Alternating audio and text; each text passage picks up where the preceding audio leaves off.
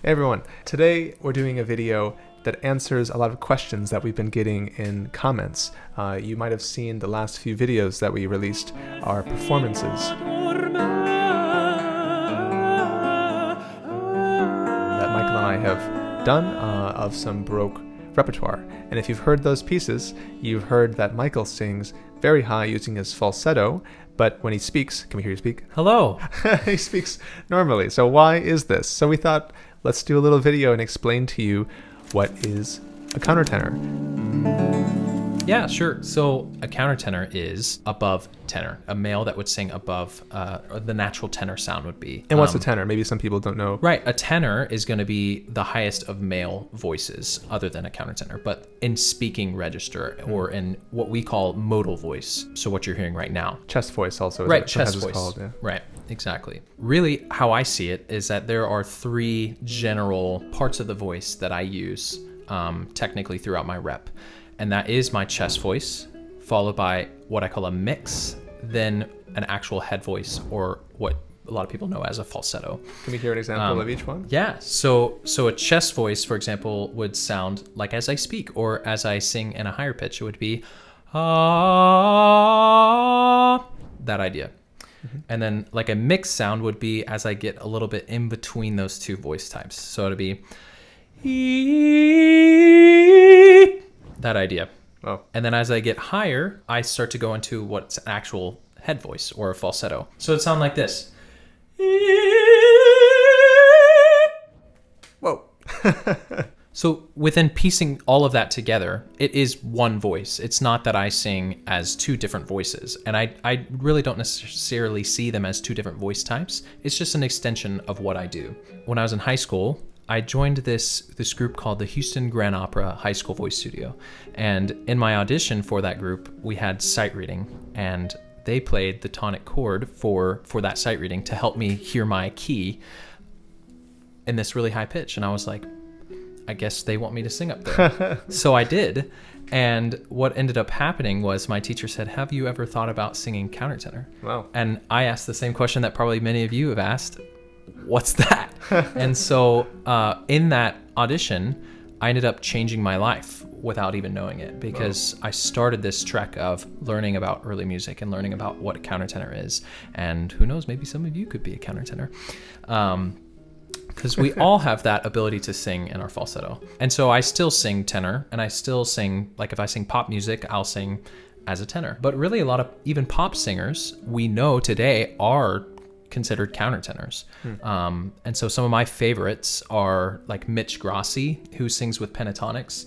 He's a natural male alto. You also have even people like Freddie Mercury, even like Frankie Valli from the Jersey Boys. All right, what's the one song for that everybody knows from Jersey Boys? Sherry, yes. Sherry baby. Right, it's that idea. Like we've all used this, and it comes from a long line of history of people liking high voices. And so everything from like Maroon 5 that we all know to even the history of where the countertenor voice comes from, which is the castrato. We're going to get into that. We can. Yeah, there's a lot to say about that. Before we do, I wanted to also mention that, like, for example, I used to listen to a lot of 80s metal and things. And in that style, a lot of people, first of all, they're all super high tenors.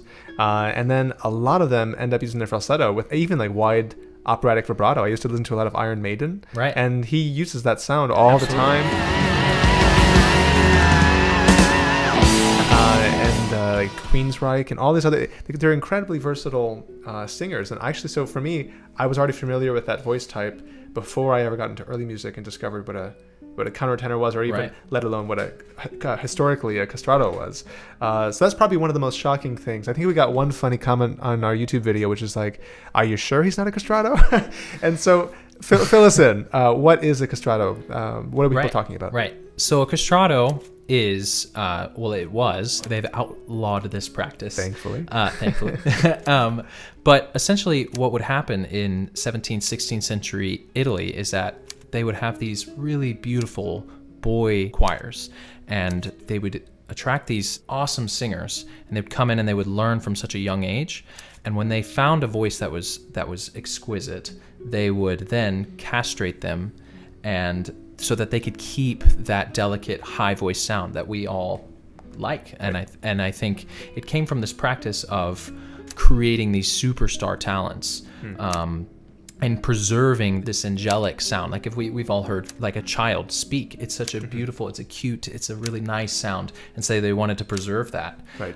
Before their voice drops and they go through that awkward cracking stage, right. And eventually they can no longer sing it. So this is this is a way of preserving that beautiful boy soprano high register. Right. And so unfortunately, these kids got really famous, really famous. Justin Bieber amount of fame. And so they were truly the rock stars of their day. And so they would castrate thousands of children in order to preserve the sound, but not all of them ended up being famous singers.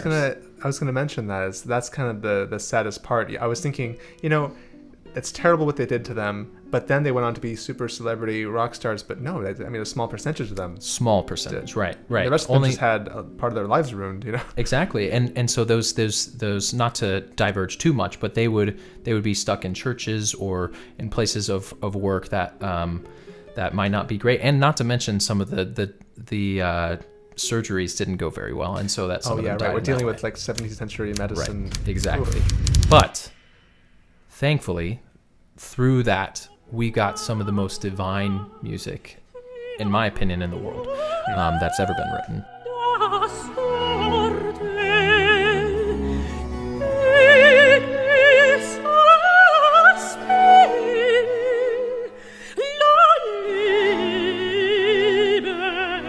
So today, you're singing as a countertenor in roles in operas that were meant for castrati. Right. Yeah, they would have been written for. They actually, in many of the scores, have written exactly who would have been the castrato. So, for example, a very famous castrato was named Senesino, and so you'll see almost every famous role that George Frederick Handel wrote for an alto was written for that same guy. Wow. Yeah. I've only ever heard one castrato because there's this famous recording you can watch on YouTube. I'll put it in the description.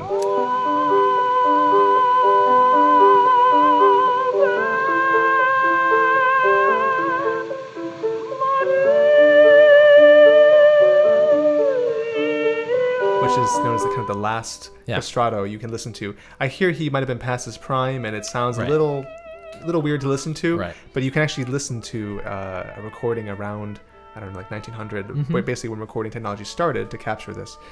And so you can check that out. Yeah, I think just to kind of finish the point of the castrato into the countertenor, why we have such an important part and role in our new productions of Baroque opera is because these castrati would bring in this masculinity and this kind of heroic style characterizations, and now we have what is called pants roles, and so a lot of mezzo-sopranos or female presenting characters will come in and they'll sing castrato roles. But this new rise of countertenor allows for male presenting people to come and sing these roles and give a little bit more of the size and the masculinity that might be more comparable to what a castrato would have been. Wow. When a male voice learns how to really develop that falsetto register and craft it and control it, it can be a really beautiful thing.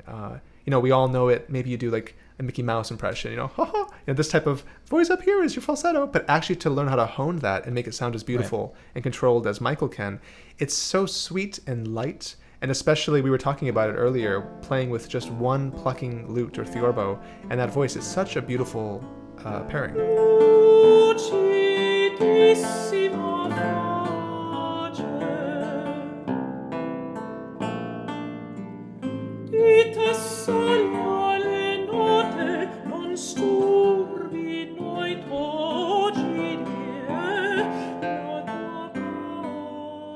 We all have this energy and this care and want to hear things that are ethereal. So there's other voice types that are also out of the ordinary, like a contralto.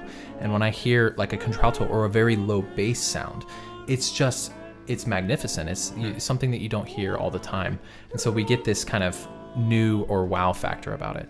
And I think one thing that's really important to me about that to get across about countertenors is that it's just an extension of your normal voice and that everybody can do it.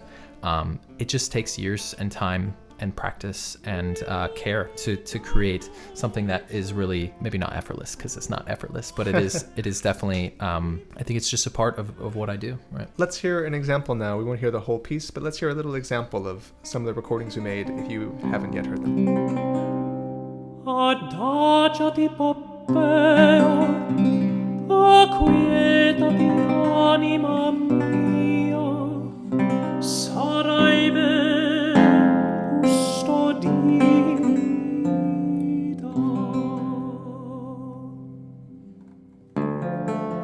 Oblivion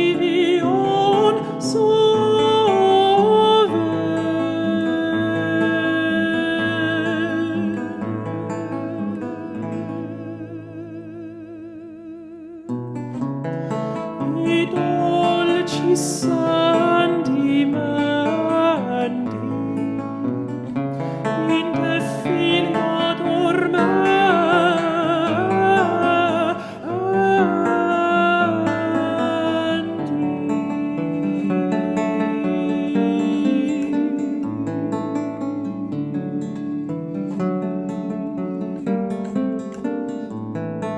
So, as you can tell, the countertenor voice is such a beautiful sound, and Michael's in particular. I'm a huge fan of your voice, so thank you for doing all this.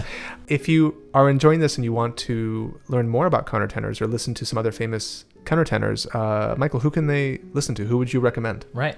I think it's important to know that the resurgence of the countertenor voice within the classical realm didn't happen all that long ago. It was really started with the composer Benjamin Britten, who started writing for this countertenor named Alfred Deller.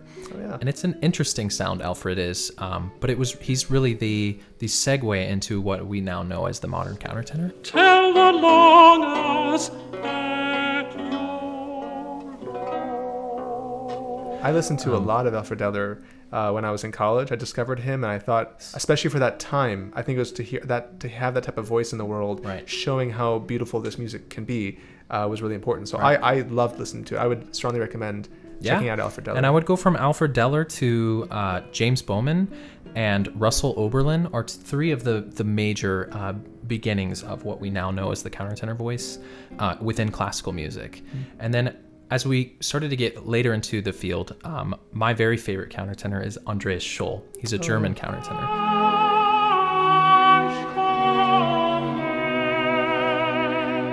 Gorgeous voice. But some other guys that are really taking care of this voice part is Philippe Jarouski, and we have David Daniels. And then going forward from there, some modern countertenors that are singing today are John Holliday. There's a new sopranist. His name is Kimon Murat that I've sung with.